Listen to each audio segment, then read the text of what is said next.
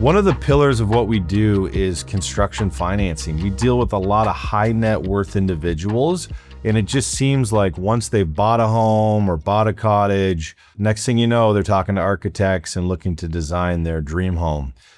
We've got a ton in process right now. There's more in the pipeline coming.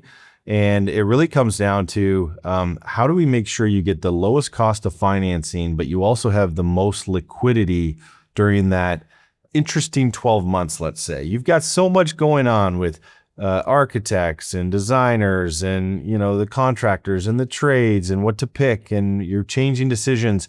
The last thing you want to worry about is the financing. Do you have the cash to pay it?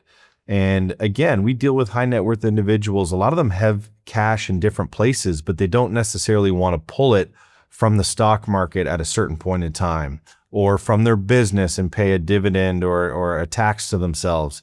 So we want to put the financing in place ahead of time, get the plans done. We've built homes and cottages ourselves, so we can kind of give a little bit of advice to you as well.